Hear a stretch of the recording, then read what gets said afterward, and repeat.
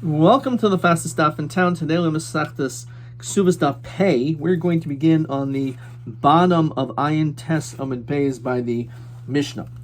Hamotzi Hotzois.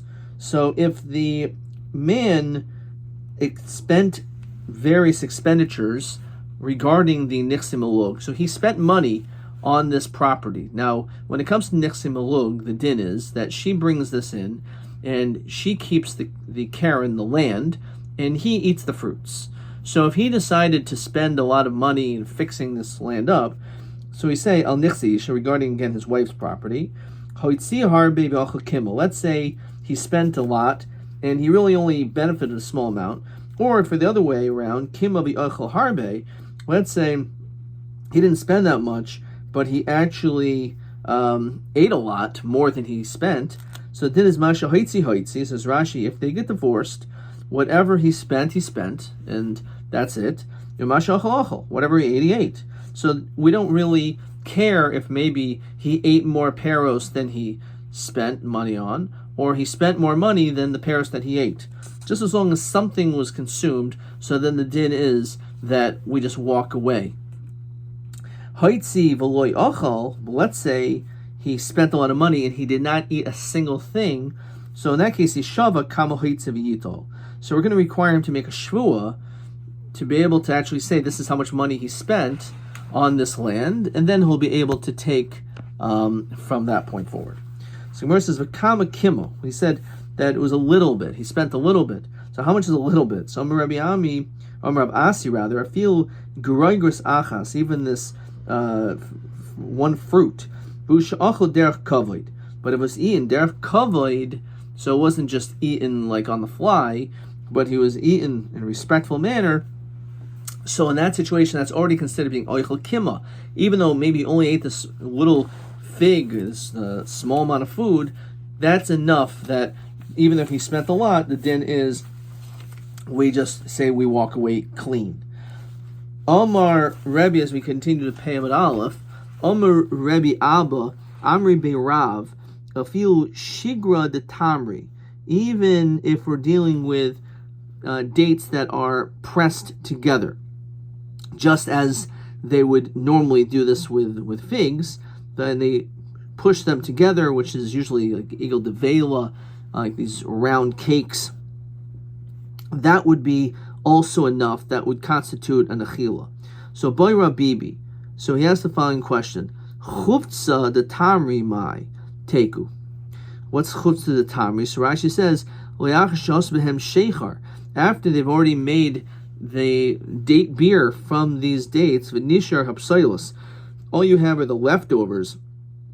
Is that considered to be enough to be considered as an achila? Teku. Lo achol derech kavod mai.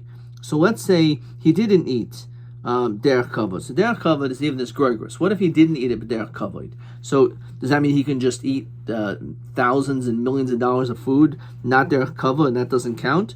So me'ula pligi b'trei amaroi b'marav. It's actually machlokas to amarayim in Eretz Yisrael. Chad oimer bik iser, which is Rashi says the value of an iser, shava iser. Chad oimer bikidiner. Amri the daini the pomadisa abed Rabbi Yehuda uvda that he paskined regarding bechavili zemoidos, the branches of these bundles of branches. That says Rashi the chashva chila bechavil zemoidos shemaichel lepilim. Even though it's not something which is fit for people, but it's fit for animal consumption, namely for elephants. And therefore, since the person gave this to his animals and then he got divorced, so he said, in that case, we also say masha achal achal, even though he didn't eat it, his elephants ate it. Fine. Rabbi Yehuda Tamed, Rabbi Yehuda achal arul shvius v'kilayim harzeh chazaka. This is going to be question 9. Rabbi Yehuda achal aro shvius v'kilayim harzeh chazaka. Mahu hadin di Rabbi Yehuda l'taimei be'ina nechsim elug. So what does this have anything to do with nechsim elug? So this is the question, which is question 9. So we have to understand this ourselves.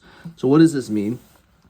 So Rashi says that let's say Achal lekeach sheni. Let's say the second purchaser 8 arla shein hanasan el mizmayres, that there was no hana that he could drive except for the branches.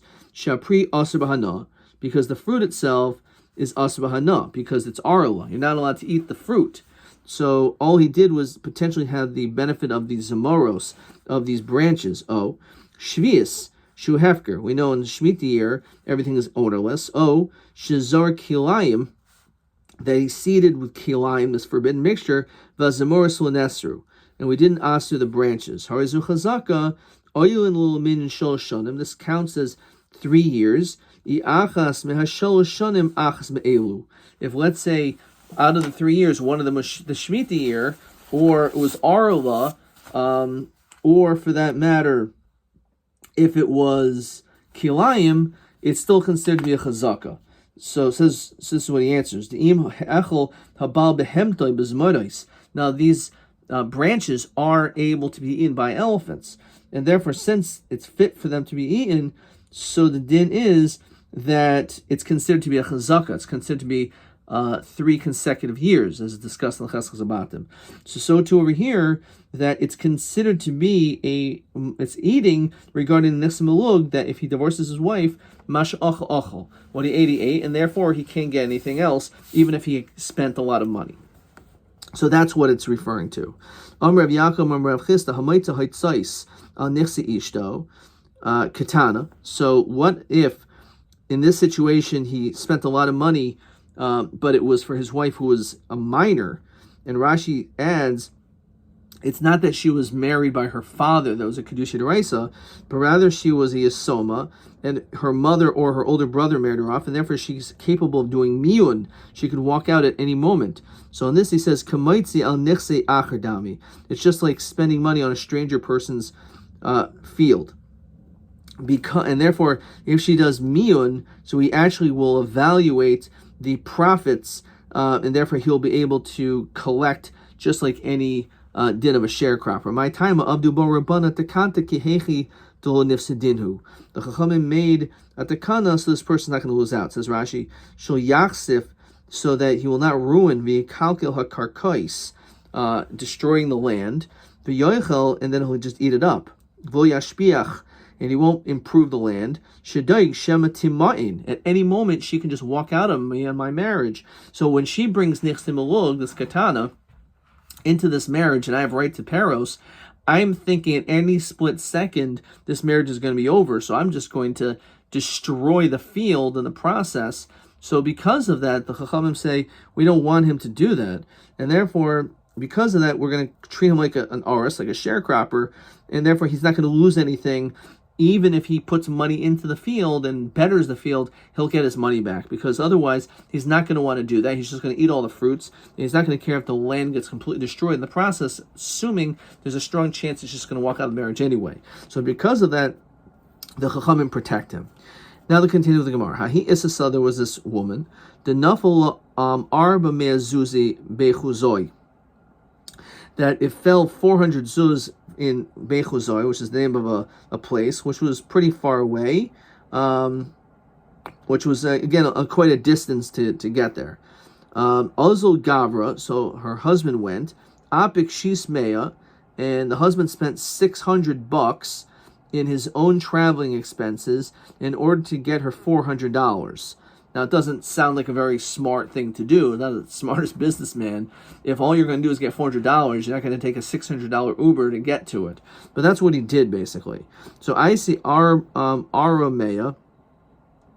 So what ended up happening was this land was 100. He needed 1 zuz. And he took it. So he ended up taking some of its worth. So basically he's not going to be reimbursed because he did take some of it out. Therefore, since he took some of the even though it was a small amount and he spent so much, he's not going to be reimbursed at all. So Amali Rabbanan Ravami Hanimili, the only time we say this is Heicha de Ka'achal Pera, where he ate the fruit. Hakar neka'achal v'hoitzahi. So the question is, that's l'chara only where he eats the fruit. But over here, he ate from the karen, which is like equivalent to the karka, and the hoitzahi, that's considered to be an expenditure. So the question is, why then would he not get anything back? So you're right. He actually didn't take anything which was peros related. It's only hotzah related, and therefore because of that, he can make a shvua and be able to get whatever he put into it. So it has to be that there was some benefit, there was some increase of sorts, keneged, opposite his expenditures, which means, yeah, he put in money, but he actually got something. There was improvements as well. So my hilchas says, if let's say the improvements, the land doubled in price, but he only put in a little bit, so then he will get the hoitzah, how much he put in, without a shvua. In that case, he doesn't even need to make a shvua, because he's actually walking away with a certain amount, but the land is worth more because of the hotzah that he put into it. So since the shvach of the land increased at a greater rate than the amount of money he put into it, like a person wants to sell their house and they improve the kitchen, and they spend $10,000 to fix the kitchen, now the house is worth another $50,000. So that's considered like a shvach, which is yoiser al hoitzah. So in that situation, he would not need to make a shvua. So Rabbi, maybe if that's the case, people may come to do some forms of trickery, and they'll say that that a little bit less than the shvach is how much they put into it, and they'll never have to make a shvua. Actually, it's the other way around. That if, let's say, he spent more money than the actual increase, so again, he put in $50,000, but the land is only now worth $10,000 more. He's only going to get the money that he put into it, and he has to make a shvua, because the truth is he put in so much more, even more than the increase in value, so he'll have to make a shvua. If you have a husband that he basically hired a bunch of sharecroppers to work in his stead, mahu. So what's the din as far as that? Adaita the baal nochis. So we say that it was done with the intention basically of the baal. It's stalikli baal. It's stalkule. Says Rashi. Shaharid arisin benechse ishto. Again, he hired sharecroppers for his wife's nechsimulug. Little mechso shlish, and the deal was that they would get a share of the profits, a half or a third. The amad begirsha, and he divorces misha'achol kima, and they ate a little bit. So the question is, mahu sheyitul harisin kafi shivcham. Do the sharecroppers get their share? So we say, well, since it's all connected to the husband, so then maybe the din is that they would get. Says Rashi, who hechnisam v'lo he hired them and not her. The he stalikli baal is stalko inhu v'lo shakli midi kidina demasha hoitzi hoitzi masha achol achol. So maybe the sharecroppers will not get. Odilma daita the aranachas that they were hired for the land. V'ara ki kaimo larisa kaimo. Says Rashi, im lo haridam habal haisahi marida. She would have to hire them herself. So if the husband didn't hire them, she would have had to have gotten sharecroppers anyway. So then they should be able to be compensated. So Maskav Rav Chanan, Maishna Mehayori L'Toich Stechavero. How's any difference? A person goes in the friend's field, Benata Shulbershos, and he starts planting in his friend's field without even asking him. He starts planting tomatoes and all this stuff. Shaman Lo, we evaluate V'yadu al Tachtaina, and his hand is on the bottom.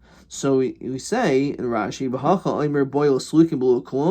why would you think that they don't get anything? And we see clearly that we evaluate how much they put into it. That's because there was no one else that was able to trouble and fix the lands, and therefore because of that, the person who did it does get some compensation. Over here you have a husband. So maybe she can say, 1 second, my husband could be doing this. Why is he hiring these people? I have to pay them. That was my husband's job. So my havol. So what's the outcome? So Amar Rav Huna Bar Rav Yeshua Chazin, we evaluate and look at it like this. Ibal Orisu, if the husband actually he had the expertise that he was able to do this job, then istalkli bal istalklahu. Basically, again, the notion that it's really his responsibility, and therefore they're not going to get. Ibal lav orisu, but if he's not an oris, which means arol kaima, which basically said, if he didn't hire them, no one else knows how to do it. She would have hired them anyway, and therefore for that reason they are compensated. So it depends if the husband can do this job. Iboilhu bal shemachar karkla peros. What's the din if a husband sells the land of the peros mahu? In other words, he has no right to sell the land because it belongs to his wife, but he has a right to the peros. So what if he sells someone those rights to be able to consume the fruits? Miyamrin, do we say my dekani achne, that whatever the husband is kinda regarding the peros, so he has a right to also sell that too, because it's his. If it's his, he has a right to sell it. O dilma kita kinil rabbanan peros obal. When do we say that the husband has rights to be able to eat these fruits as we continue to pay him in base? Is mishum revach besa, is because there's this notion that by him eating the fruits, it's going to be good for the entire family. Says Rashi, shiachnis aperos beso. He's going to not just, if he's able to get the fruits, what's he going to do? He's going to take them and throw them in the garbage. He's going to bring them to the house. It's going to be good for her anyway. So even though he's the one who gets the fruits, but since he's the one providing food for the family, so it causes revach besa. There's still going to be food in the house because of it. So avol zvuni lo. Maybe that's the whole reason why he's allowed to the peros, but not for him to actually be able to sell it. So Yehuda Baremar Mishmei the Rabbi Omer Masha also. Actually, what he did was good. It was a good mechira. He's allowed to sell the peros. Rav Papa Omer Mishmei the Rabbi lo savol klum. No, he cannot do so. So it's a machlokas. So Rav Papa Had Yehuda Mar, that which he said that it's really a good sale, la beferishit mar. We actually never seen him say this explicitly, el machalat mar. It's only through a deduction. That he is a diayule legavra tarte amasa. There was this woman that brought into the marriage two maidservants. Also gavra, so a guy went, and notziv isasa chredi, and he went and he married another woman. Ayul chadaminahu. So he took one of them to serve his second wife. So this wife number one brought in two maid servants, and then the husband said, "Oh, I'm going to marry another girl, and this new woman, she's going to take this maid servant." So Asa Kamida Rabba Samcha, she starts screaming, "We didn't pay any attention to her." So Mandachaz Savar Mishum the Savar Mashas Asli.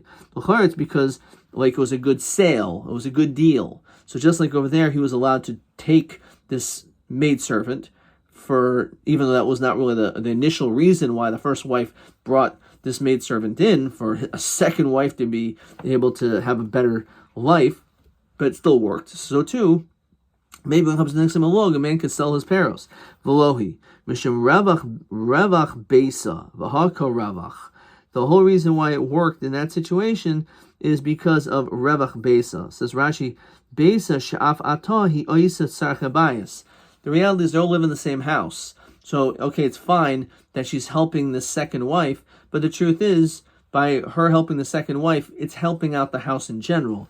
And that's the reason why it worked there. Masha Einkin, when it comes to selling the peros, maybe you can't do so. So the Gemara says as follows. V'hilchasa, and this is going to be question 10, TA4, TB5. Hilchasa, Baal Shemachar Karka Leperos, if a person sells the right of the fruits from Nichse Malug, Lo Savil Klum. Everyone holds it's not good. So the question is my time. So Abaya Omer, a different reason. Chayshin and Shemet Tachsef, as we saw before. We're afraid he's going to ruin, that the Lokech is going to ruin the field. If she has rights to the land, but a new buyer has rights to the fruits, only the fruits, he's going to eat all the fruits, he's going to destroy the land. And therefore we would rather that only the husband has rights to the fruit, and therefore he's going to obviously take care of the property. It's his wife's property. Rabbi Omer Mishim Revach Besa. He says, as we mentioned before, it's because there's a lack of Revach Besa. If you take all the fruits for yourself, so it's going to be given to the family, which is good. However, if you're going to start selling it, then again, it's not going to increase the Revach Besa in the house. So my B'nai, what's the difference between these two opinions? Iga B'nayu Ara Demikra Masa. One is if you have a property which is close to the city, says Rashi, Dechazile kol shaita I machsif. So if you sell it to the lokeach, but you're going to keep a sharp eye on it because it's right near you, so you're going to make sure that this guy's not going to destroy it. So because of that, according to the reason that the land's going to be destroyed, it won't get destroyed. But because of the issue of Revach Beisa, that still is an issue. Inami bal arasu. What if the husband himself is the sharecropper, and therefore he's going to take good care of this land? So therefore, even though it was sold, so the guy he sold it to say, oh, by the way, I heard you're a sharecropper. So yes, so could you work on this land? So again, there's still been an issue of Revach Beisa, but when it comes to Shema Tachsif, you don't have to work because he's going to take care of it. Inami, the third answer is Zuzi v'ka'avid bahu iska. Says Rashi, Shabal oisa schayra b'mois. The husband's actually do business with his money. Shekiba min okeach. So it's not this he's selling the land and he takes this money and throws it into the sea. He's going to use this money for good business dealings, and it's going to end up helping a house. So in an indirect or maybe in more of a direct fashion, we're actually going to see Revach Beisa from the sale. So maybe while it's Revach Beisa, it's not a problem because it is Revach Beisa, even selling it. However, we are concerned that maybe it will get destroyed. Next Mishnah. We're going to finish this dot by just seeing the rest of this lengthy Mishnah. Shomer Shavam. So you have this woman who was married and her husband died and they're childless. So now she's about to marry the Yavam. Shenafla Nechasim. And she brings in Nichsim Ulug. So what is the status when it comes to this while she's a Shomer Shavam? So Moedim Beisham Beis Hill Shemocheres Onasenes Vakayim. In this situation, if the Yavam would sell, if she rather would sell this property, it would work. Even though we saw in the beginning of the parak, it depends if she received it before Arison, if she received it after Nisuin, and then she sold it after Nisuin. But when it comes to a Shemer Shavam, the dinim are different. We allow her to sell it, and it's a good sale. Mesa, let's say she died as a Shemer Shavam. So Ma Yasu B'Ksubasa, what will be the status with her ksuba, which means her nedunya, her dowry? So what is the status with that?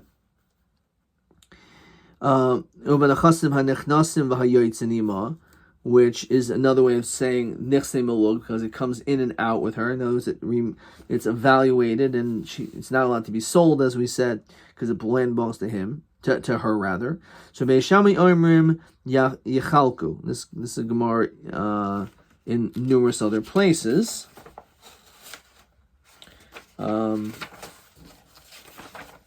Yeah.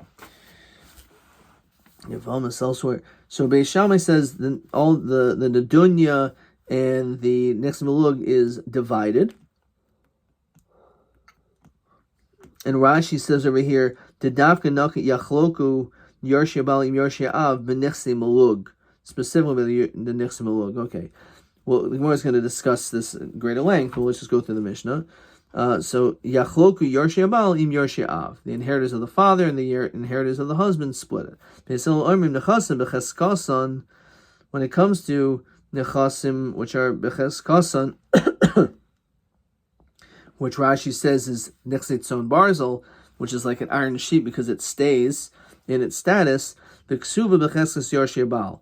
That belongs to the inheritors of the husband. Nechasim and nechnasim hayotzin nechsim malug ima. It goes back to the father because it was brought in as a Yerusha from the parents, so now it goes back to them. Haniach achiv mois. If let's say the brother left money, yilakach behem karka v'hu eichel peros. As we always say, nichsim alug, she keeps the land, he eats the fruits. Peros hatulushim in a karka. Let's say the brother left fruits which are detached. So as we saw before, you take that fruit and you purchase land with it, and then from that land the husband can eat the fruit. If let's say the fruit's attached, bekarka, so Rameir Shomanois Kamahin Yafin Biparis or Kamahin Yafin below Paros. Same thing we said before, that we evaluate how much is the land before without fruits and how much is it with the fruits, and that difference in price that you will take and buy land with it. When it comes to fruits that are attached to the ground, that actually belongs to him. Hatelushim in a karka, that which is detached, kol koidim zachmahen. Whoever gets to it first wins it. Kadam hu zacha kadmahi. If let's say she gets it first, then again, yilakach behen karka b'huachal peros. Kansa.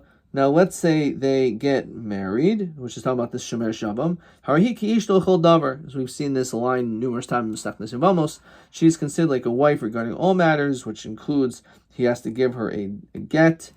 Chalitza is not enough or at all. So bilvad shedehei ksubasa nechse bal rishon. As we mentioned before, that the brother has to honor the ksuba of the first. And of course, he also is yarish of the possessions of his deceased brother.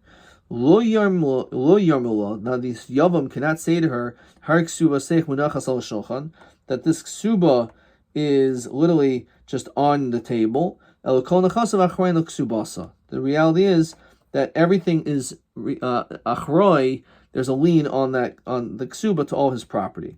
V'chein lo yarmer adam, a regular person should not say leishto har ksuba seich munachas al shulchan. The ksuba is on the table. El kol nechasav achroin ksubasa. Again, everything is achroi to the ksuba. Now, let's say girsha. Let's say this shomer shavim, they got married, they got divorced. Ein lo el ksuba, says Rashi. Of a kolzman shel girsha, as long as they were not divorced, hayikol nechasim hamushubadim la, the einu reshai limchor. So again, it cannot be sold. Hechzira, let's say he remarries her again. Harihil kechol hanashim, he is allowed to remarry her, which we said is a chiddush, because you would maybe think it's your brother's wife, so it's aser, except alidei mitzvah. So he's allowed to. Hechzira hari kechol nashim ve'ein lo el ksuba b'vad. As we say, he's only entitled to the ksuba. Okay, adkan.